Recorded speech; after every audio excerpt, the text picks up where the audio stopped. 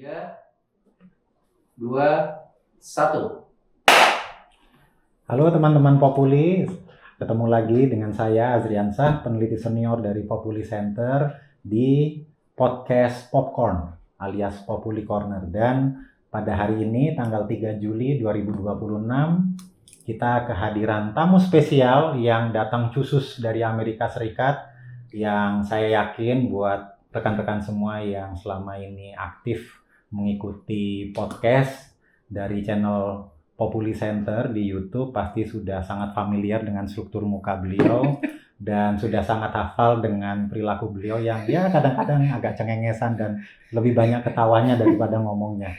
Siapa namanya Bapak? Nama saya Raffi, Mas. Raffi Mawan, halo. Saya mahasiswa doktoral NIU sama Mas, di kampus sama Mas Azri, beliau senior saya peneliti di Populi Center juga. Nah, Mas Raffi di NIU jurusan ilmu politik dan kan ada field yang harus diambil ya? Ya. Itu apa aja ya? Kebetulan sama kayak Mas Azri. Oh, sama. Jadi saya ambil comparative politics field pertama, terus yang field kedua American government. Jadi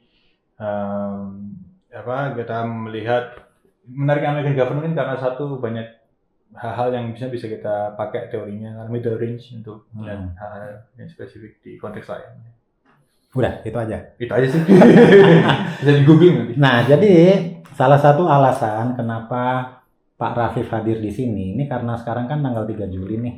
Nah, besok 4 Juli itu adalah hari lahir Amerika Serikat yang ke-250. Ya. Nah, jadi harapannya podcast ini sudah bisa diupload pada tanggal 4 atau ya nggak jauh setelah itulah. Nah, kalau lebih dari tanggal 4 podcast ini masih belum diupload sama YouTube. Nah, beliaulah ada dua orang bapak-bapak di sini. Yang Mereka berdua inilah yang bertanggung jawab. Kenapa kok lama banget? Pressure ya Pressure. Nah, jadi 250 tahun untuk sebuah negara dalam format republik itu adalah durasi yang cukup panjang. Dan saya akan buat disclaimer di sini juga bahwa diskusi ini bukan untuk mentang-mentang saya alumni Amerika dan Pak Raffi itu sedang sekolah di Amerika, ini kita memuji-muji Amerika atau menjadi Amerika sentris. Nggak seperti itu. Tetapi tujuan dari diskusi ini adalah supaya kita bisa menarik pelajaran, mengambil hikmah apa yang baik, apa yang buruk, karena seperti tadi dibilang sama Mas Raffi, bahwa baik saya maupun Mas Raffi itu selain mempelajari politik Amerika, American government, kami juga mengambil perbandingan politik. Jadi mempelajari politik Amerika di Amerika yang dikombinasikan dengan perbandingan politik itu akan sangat baik bagi kita untuk bisa lebih memahami bagaimana sistem politik dalam format republik dan juga dalam rezim yang demokratis itu bekerja. Baik, jadi saya langsung melontarkan pertanyaan kepada Mas Raffi. Jadi apa refleksi dari Mas Raffi tentang Amerika Serikat selama 250 tahun? Itu kan durasi yang sangat panjang. Ya. Tetapi sebagai mahasiswa doktoral yang mempelajari ilmu politik dan khusus juga tentang Amerika Serikat, apa yang Mas Raffi lihat baik sebagai dari perspektif akademik maupun sebagai seorang warga biasa yang tinggal hidup sehari-hari di Amerika? Apa yang sama, apa yang berubah? Kira-kira begitu. Silakan. Ya, jadi sebenarnya ini Mas Azri bisa nambahin ya, karena kita kan mendiskusikan hal ini. Jadi satu hal yang paling kalau kita membicarakan apa sih sebagai sebuah nation, itu saya kepikiran ada satu artikel menarik dari satu scholar political culture namanya Robert Putnam yang saya suka. Ini bukan buku Bowling Alone atau Making Democracy Work tahun 93, atau Bowling Alone tahun 2000. Ini artikel 2007 dipresentasikan di Uppsala gitu. Jadi Uppsala punya John Skype Prize yang diberikan untuk ilmuwan politik, karya yang bagus yang kemudian menjadi dipidatokan lah di gedung rektorat Uppsala di Swedia. Nah, judul artikelnya menarik, E Pluribus Unum. Kayak Bhinneka Tunggal Ikanya Amerika. Jadi ini maknanya juga sama, one of out of many one. Jadi berbeda-beda tetap satu. Dan saya rasa ada kesamaan dalam hal ini antara Indonesia dan Amerika dengan banyaknya diversnya masyarakat yang ada di Amerika Serikat. Nah, memang persoalannya itu saya baru 3 tahun di sana, Mas Asi. Jadi yang saya rasakan itu benar-benar soal isu-isu yang krusial yang lama menjadi perdebatan di American government, imigrasi, kepemilikan senjata, bahkan soal hak-hak politik, terutama dengan LGBTQ dan segala macam menjadi penting. Dan ini yang kemudian kencangnya ini kemudian menggeser apa yang terjadi di politik domestik. Dulu kita tahu di tahun 60-an sampai 90-an ada party sorting ketika kaum liberal banyak kemudian mendukung Partai Demokrat, terus kemudian ke Republikan. Tapi sekarang yang itu polarisasi yang sebenarnya membantu untuk mengkontrol check and balances. Nah, ini salah satu keunggulan di Amerika Serikat. Kita tahu mana yang presiden dari partai apa, kemudian partainya bisa mendukung apa enggak gitu ya, dibandingkan yang sistem multi partai yang kita punya gitu. Nah, memang yang paling kerasa sekarang itu affective polarization kalau bahasa akademiknya kan, polarisasi yang memasukkan isu-isu psikologis. Jadi orang simply bukan nggak suka karena kebijakan akan partainya itu, tapi juga karena ada masalah simply nggak suka aja sama orangnya gitu. Ada aspek sosio-demografik yang berubah di situ.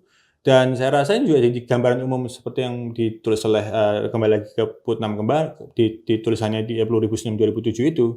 Ada agenda besar soal Amerika yang masih secara sosial masih problematik. Dimana harus define what is American, how constitute American. Dia membawa di tulisannya itu, di artikel jurnalnya itu, dituliskan bagaimana kemudian menceritakan bagaimana anak yang kebingungan ketika anaknya itu, bapaknya itu Hispanic, anak ibunya itu white.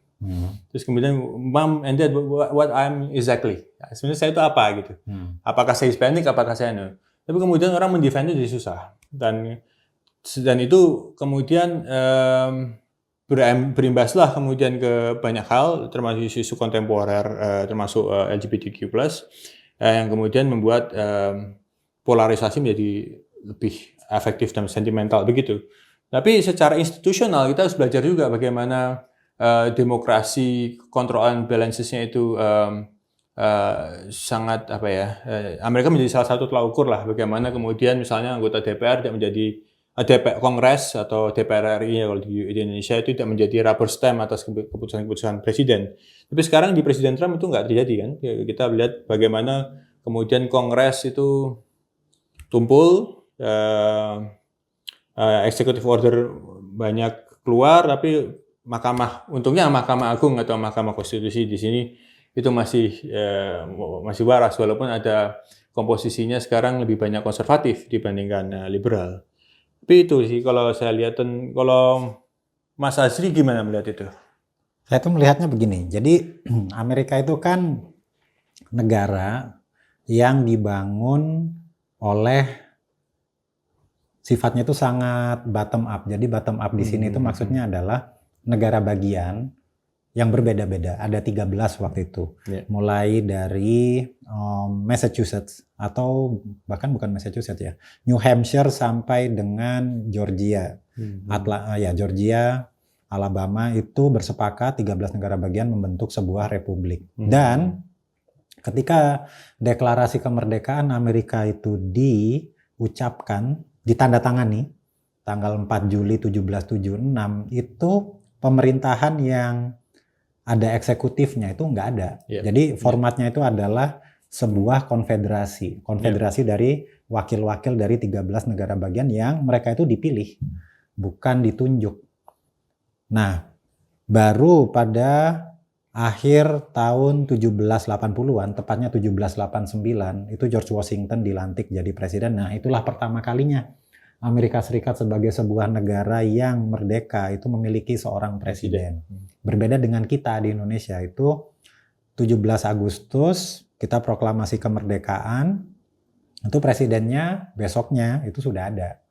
Nah, Amerika tuh enggak, itu perlu lebih dari 10 tahun mereka harus merevisi lagi sistem politiknya sampai mereka punya presiden lagi. Nah, selama 250 tahun itu Amerika tuh mengalami sistem pemerintahan yang tadinya hanya konfederasi, terus berubah menjadi ada eksekutif, ada legislatif, ada yudikatif, dan sempat juga terjadi polarisasi yang membuat mereka sampai perang saudara 1861 sampai 1865. Dan selama 250 tahun itu polanya itu berubah-ubah. Ada suatu masa ketika yang tadi Mas Rafif sampaikan, polarisasi itu sangat tajam. Mungkin sekarang adalah periode yang kedua dari tajamnya polarisasi dalam sejarah Amerika. Periode yang pertama itu adalah tahun 1850 sampai tahun 1865 sampai pecah perang. Itu polarisasi di Kongres, di parlemen itu memang sangat tajam. Dan isunya, jadi ini adalah polarisasi karena isu. Isunya adalah perbudakan. Karena ada negara-negara bagian yang sudah menolak perbudakan, terutama di negara bagian di sebelah utara. Tapi ada juga negara-negara bagian yang setuju dengan perbudakan. Dan ini alasannya ekonomi, bukan alasan yang ekonomi yang kemudian masuk ke rasialisme dan lain sebagainya. Karena negara-negara selatan itu kan mereka perkebunan, terutama perkebunan kapas dan tembakau. Itu perlu tenaga kerja, perlu buruh yang banyak. Sedangkan yang di utara itu industri yang buruhnya tidak perlu mekanisme perbudakan bukanlah mekanisme yang tepat untuk industri seperti itu. Nah, sekarang polarisasinya itu adalah polarisasi karena isu yang tidak tunggal. Isunya itu kan ada isu imigrasi, ada isu agama, ada macam-macam lah isunya. Ada juga sekarang itu maganya Donald Trump itu Make America Great Again, itu kan Amerika itu sudah sudah tidak sehebat dulu sehingga harus dibuat lebih, harus dibangun ulang, harus direkonstruksi lagi. Salah satunya menghidupkan industri-industri di kawasan yang tadinya industrinya sudah mati, yang istilahnya di sana itu Rust Belt. Jadi kawasan yang tadinya itu pabrik-pabrik di sana, tapi sekarang udah pada tutup semua. Dan kampanye dia itu kan relatif cukup berhasil ya, karena negara bagian yang tadinya itu Demokrat lebih dominan seperti Michigan, seperti Wisconsin, seperti atau yang swing state kayak Ohio itu belakangan lebih banyak memilih Trump dan lebih banyak Republiknya. Tetapi yang menarik adalah itu saya lupa siapa ya yang bikin konsep counter movement itu. Jadi karena polarisasinya kemarin itu sangat kencang sekali di Partai Republik, di kubu konservatif yang terkristalisasi dalam kemunculannya Trump. Nah sekarang di Partai Demokrat itu juga ada counter movement-nya.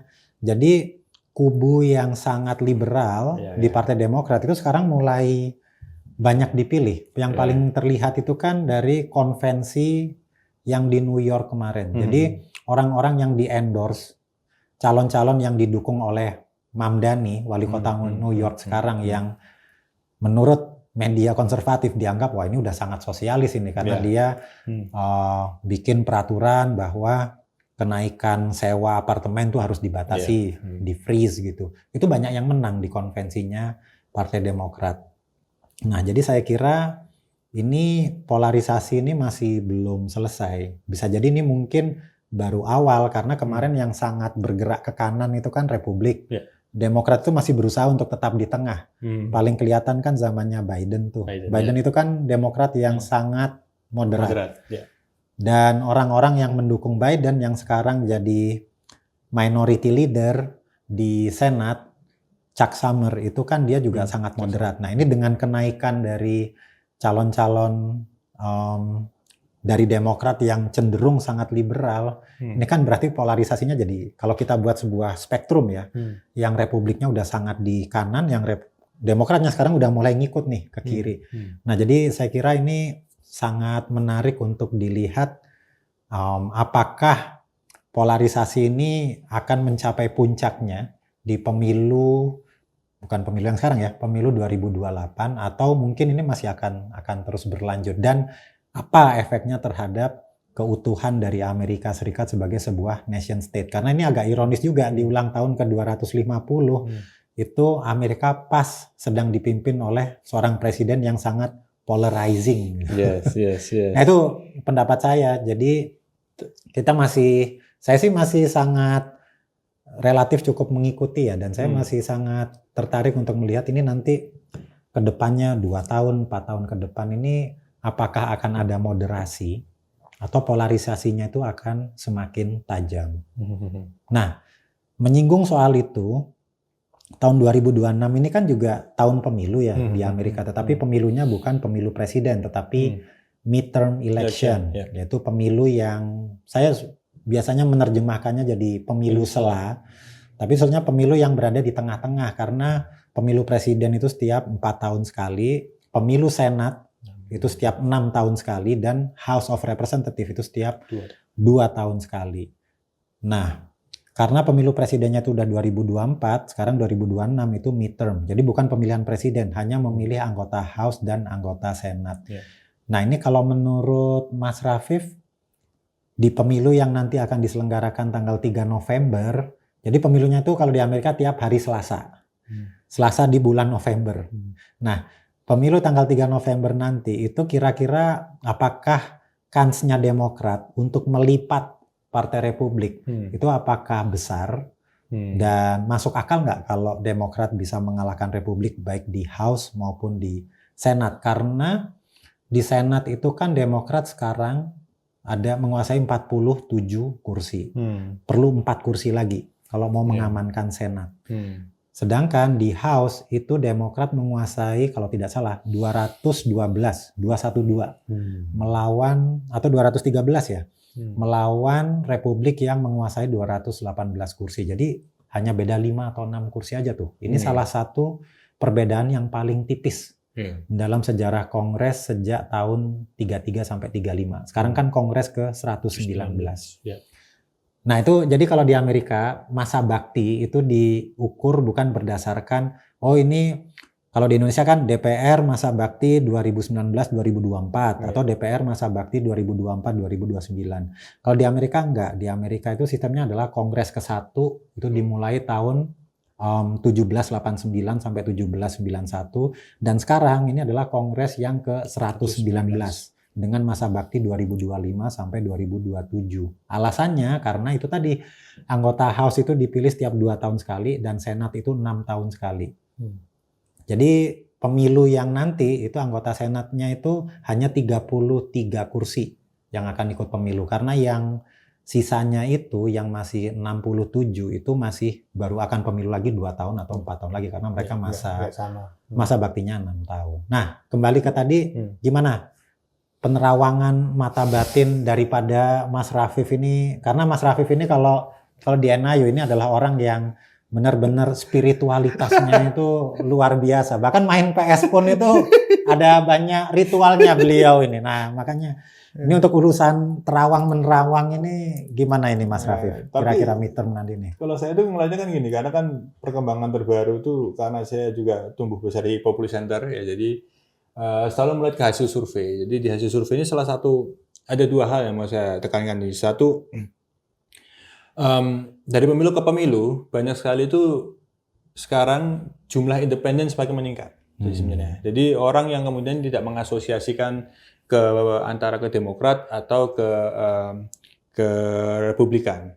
Nah ini coba dicek juga oleh ANS ya, American National Election Survey ya, itu dilihat tuh, ditanya apakah Anda cenderung, beberapa lapis pertanyaan untuk melihat apakah cenderungannya itu dia independen cenderung ke Demokrat atau independen cenderung ke Republikan.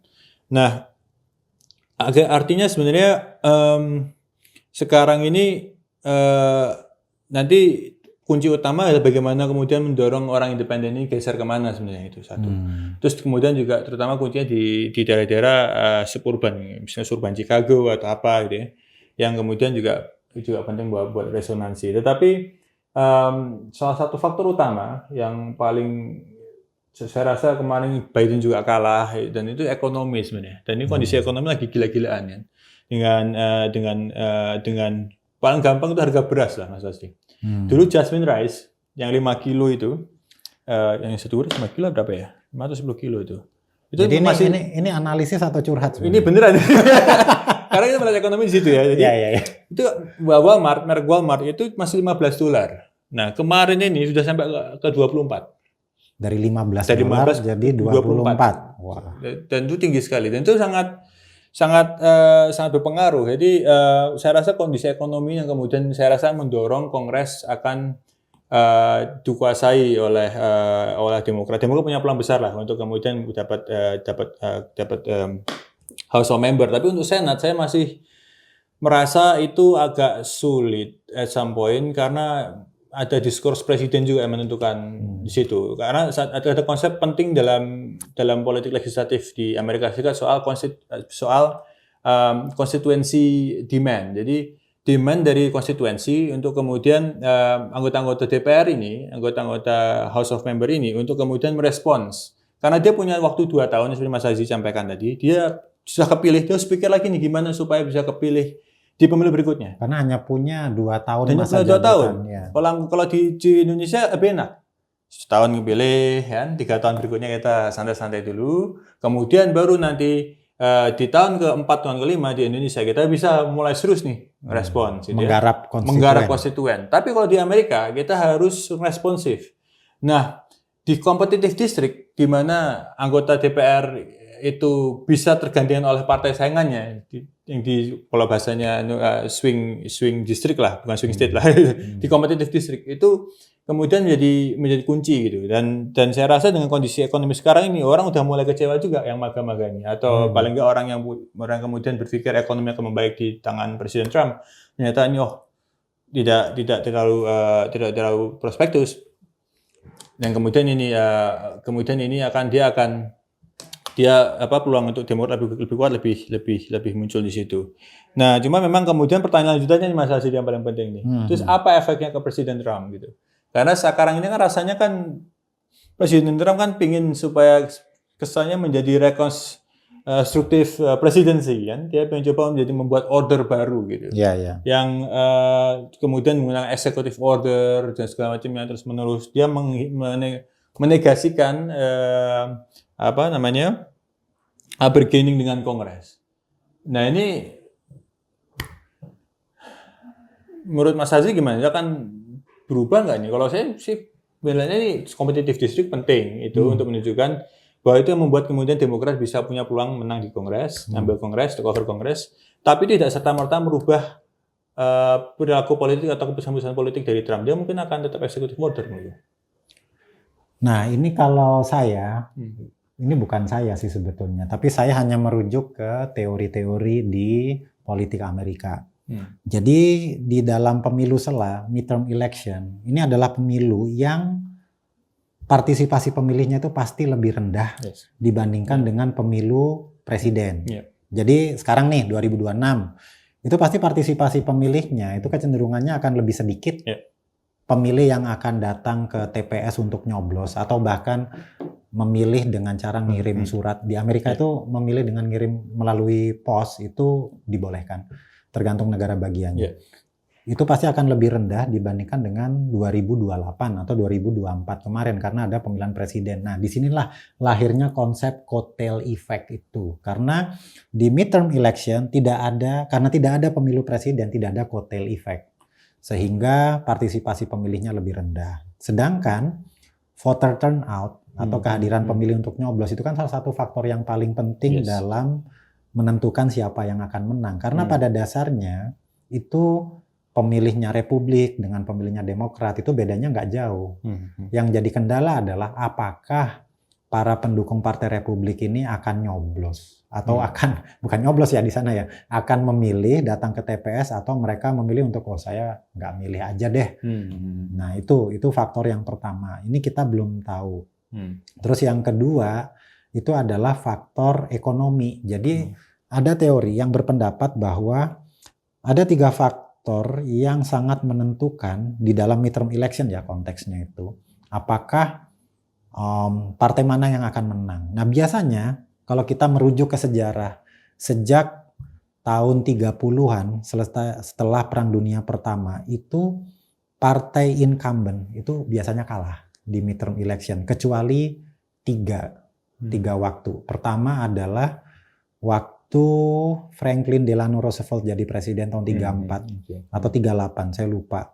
Itu Partai Demokrat yang incumbent itu bisa menang. Alasannya adalah situasi dunia waktu itu menjelang Perang Dunia, sehingga warga Amerika saat itu merasa, wah saya harus menunaikan tugas saya, hak saya sebagai warga negara untuk memilih, sehingga mereka memilih incumbent karena Amerika harus bersiap-siap untuk perang. Yang kedua itu adalah tahun 2002, 1 tahun setelah 9/11. Jadi saat itu sentimen nasionalisme, patriotisme Amerika sedang tinggi-tingginya karena insiden di WTC, yang gedung WTC di New York yang ditabrak oleh dua pesawat, dan itu sentimen nasionalisme sangat kuat sehingga Partai Republik yang waktu itu presidennya adalah George Walker Bush itu menang di midterm election. Padahal biasanya partai dari presiden yang petahana itu kalah.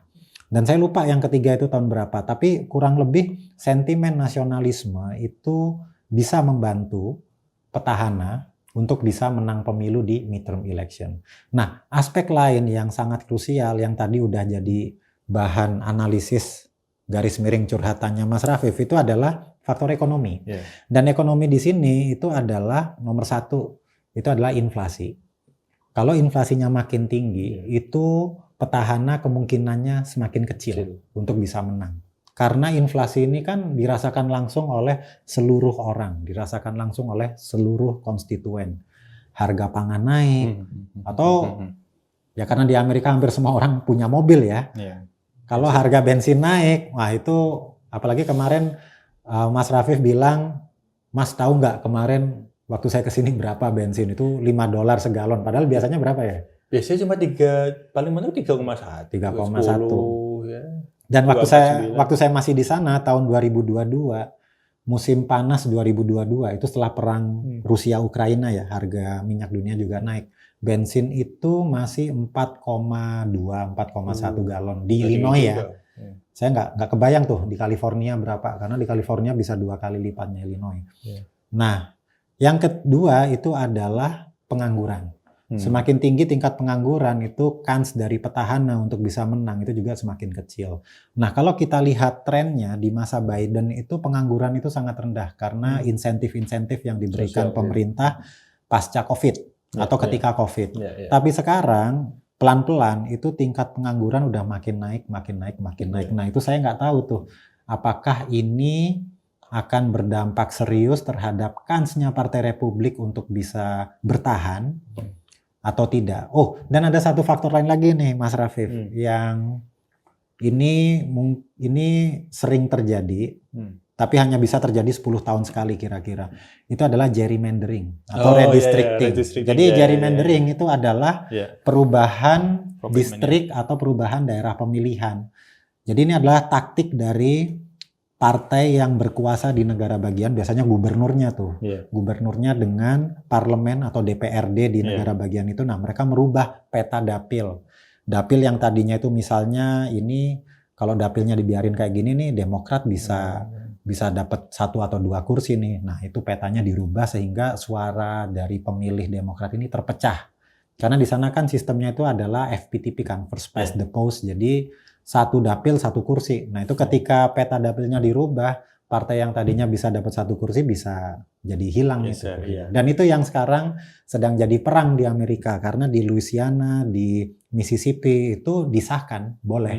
Dan Partai Demokrat itu melawan dengan, kalau nggak salah yang terakhir itu di Virginia, mereka mau ngerubah daerah pemilihannya atau distriknya itu. Nah jadi dengan variabel-variabel tadi itu ada perubahan dapil, ada ekonomi, ada faktor sentimen nasionalisme.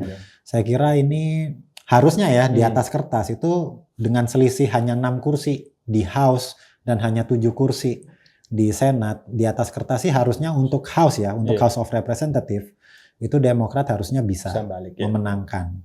Tapi untuk di Senat ini masih 50-50 dan konsekuensinya adalah kalau House dikuasai oleh Demokrat, nah ini kan jadi divided government. Jadi divided government itu adalah situasi ketika pemerintahan Amerika itu antara presiden, senat, dan House of Representative-nya ini dikuasai oleh dua partai yang berbeda. Yeah. Untuk saat ini masih unified government karena presidennya Donald Trump Republik, senatnya Republik, dan House-nya juga Republik. Nah, kalau divided government itu nanti akan susah bagi Donald Trump untuk bisa membuat kebijakan karena bisa diblok oleh Demokrat, entah di Senat, kalau misalnya Demokrat bisa menguasai Senat atau di House of Representative.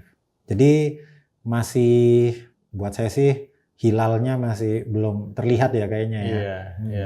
Tapi waktu itu kalau kita ngeliat performa ekonomi di bulan, misalnya Dr. Strofnagel, kita itu kan ngomongin kalau kita ngeliat ekonomi, dia punya modeling sendiri sih. Kalau kita ngukur bagaimana performa ekonomi di bulan Juli Agustus, dia bisa running di prediktif tuh. Tapi ya rasanya emang kalau setuju sama Mas Asri, ini hilalnya kita harus meraba-raba, tapi suara batin lah. Suara batin kayaknya kok Demokrat. Nah ini ciri khasnya Mas Rafiq ini. Soal-soal kebatinan, spiritualitas itu sangat kental. Nah ini pertanyaan terakhir sih sebetulnya, atau subtopik terakhir yang akan kita bahas dan menjadi penutup dari podcast sesi ini adalah kira-kira bagaimana ya dampak dari midterm election ini terhadap Indonesia atau Asia Tenggara secara umum lah kalau menurut penerawangannya Mas Rafiq. Nggak, saya sih sederhana kalau menurut saya ketika kemudian karena gini, kan banyak hal termasuk Presiden Trump tuh menghapus USAID misalnya, itu udah paling penting politik luar negerinya kelihatan dia terlalu keluar, dan instrumen yang dia pakai untuk menekan negara lain dia menggunakan tarif. Jadi ketika misalnya kemudian Kongres nanti dikuasai oleh Demokrat misalnya, terus kemudian akan banyak pushback dari dalam domestik gitu, ya akhirnya ini kesempatan bagi Indonesia untuk kemudian menegosiasikan ulang, jangan sampai kemarin datang udah ngomong kita sukses ternyata ya seperti itu ya. Jadi apa tuh seperti itu? Bisa di googling sendiri. Enggak berucap saya.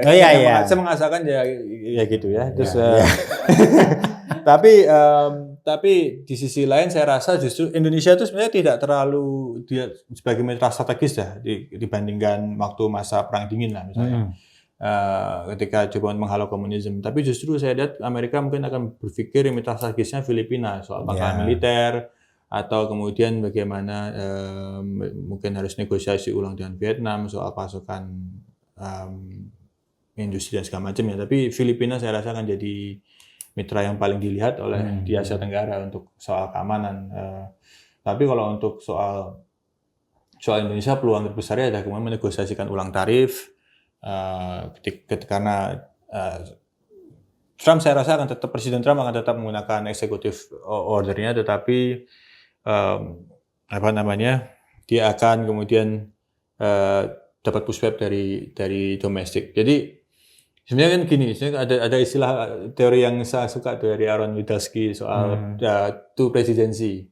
Jadi presiden itu dianggap lemah, bisa lemah di domestik tapi superior di politik luar negeri, karena politik luar negeri itu tidak menjadi concern dari anggota DPR atau Kongres yang kemudian harus merespon konstituensi demand gitu ya. Karena luar negeri itu isu yang elitis, konstituen nggak cukup paham lah. Ya, isu luar negeri ini apa? Isu yang sangat executive based lah gitu. Nah itu saya rasa makanya kalau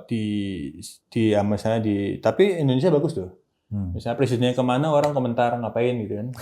Jadi maksudnya bagus, artinya bahwa kemudian saya sampai situ. Maksudnya orang kritis lah, kritis. Presiden agendanya ngapain kan mengamankan kepentingan nasional. Kalau nggak kalau lu pikir kesana kemarin ngapain? Ya ngamanin minyak gitu. Itu kan ada penjelasan. Tapi kan orang kritis itu. Nah di Amerika karena demand-nya itu ada struktur institusional yang berbeda. Ketika anggota Kongres itu harus 2 tahun, dia harus dari sini ada constituent demand, dan dia memaksa untuk kemudian harus responsif terhadap ini. Jadi karena itu desakan terhadap Presiden Trump saya rasa akan kuat. Nah, peluang Indonesia itu sih. Kalau gimana Mas Hasim, apakah Filipina atau ada yang hal lain? Saya kira Filipina ya itu betul, karena bagaimanapun juga Filipina itu kan faktor historis ya. Filipina itu adalah bekas jajahannya Amerika, dan yang mungkin juga perlu saya tambahkan di sini adalah Filipina itu adalah pengalaman pertamanya Amerika memiliki teritori di tempat yang sangat-sangat jauh sekali. Karena Amerika itu sampai dengan akhir tahun 1800-an itu hanya menguasai wilayah-wilayah yang relatif dekat dari Amerika. Atau istilahnya itu Western Hemisphere lah. Jadi ya kayak Puerto Rico, itu juga baru akhir abad 19. Filipina itu adalah pengalaman pertamanya tuh. Di atas Filipina ada pulau kecil Guam nggak salah ya?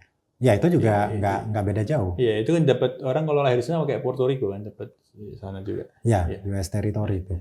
Nah, jadi Filipina itu jelas, dan diaspora Filipina itu di Amerika itu kan banyak sekali gitu. Nah, yang kedua menurut saya yang ini dulu dulu musuh, sekarang jadi teman. Karena dia adalah musuh saya. Namanya Vietnam. Oh iya. Jadi Vietnam itu jadi teman karena dia adalah musuh dari musuhnya. Jadi Vietnam dengan Tiongkok itu kan nggak akur. Nah, jadi karena nggak akur sama Tiongkok, Amerika itu mendekati Vietnam. Dan Vietnam itu memang secara sudah berabad-abad itu memang punya konflik yang panjang dengan Tiongkok gitu. Nah, jadi ini adalah dua negara yang paling utama yang akan didekati oleh Amerika karena faktor Laut Cina Selatan ya. Laut Cina Selatan itu kan wilayah yang sangat strategis untuk perdagangan internasional, bahkan lebih strategis daripada Selat Hormuz gitu. Jadi kalau sampai ada apa-apa di Laut Cina Selatan itu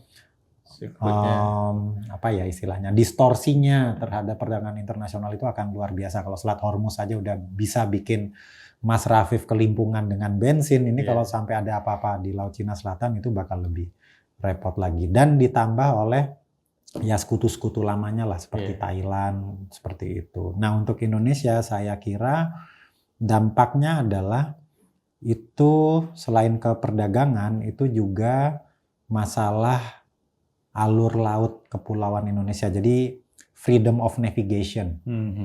Jadi pelayaran itu bebas. Dan sekarang isu ini menjadi lebih penting lagi karena untuk di masa konflik antara Iran sama Amerika Serikat ini kan salah satu poin yang dimasukkan dalam perundingan perdamaian itu adalah Iran itu mau menarik tarif untuk kapal-kapal yang lewat di situ. Nah, ini kan kalau Iran boleh melakukan itu, terus kenapa negara-negara di Selat Malaka atau di Laut Cina Selatan nggak boleh menarik tarif gitu. Nah, ini saya kira itu adalah kepentingan Amerika yang paling utama selain sumber daya alam ya. Tapi saya kira yang paling utama itu adalah freedom of navigation di Asia Tenggara, yang Indonesia itu adalah negara dengan wilayah yang sangat-sangat luas, yang sangat-sangat krusial dalam hal kebebasan pelayaran yang bebas di wilayah ini.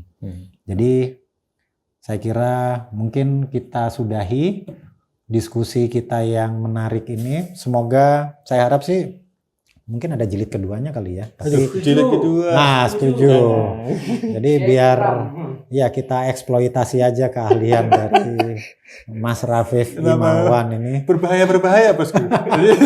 Soalnya tadi saya sudah melihat bahasa tubuh beliau itu kayaknya masih pingin menyampaikan suara-suara kritis gitu. Tapi enggak. Karena ini sesi pertama masih ditahan-tahan. Dan buat rekan-rekan Populi, pemirsa Populi yang suka sama beliau itu kalau buka edisi YouTube-nya Populi yang edisi jadul-jadul itu beliau sering tampil lah, sering mengudara di diskusi. Belum gondrong seperti itu. Nah, gondrong ini tadi testimoni beliau adalah bentuk pendewasaan. Iya.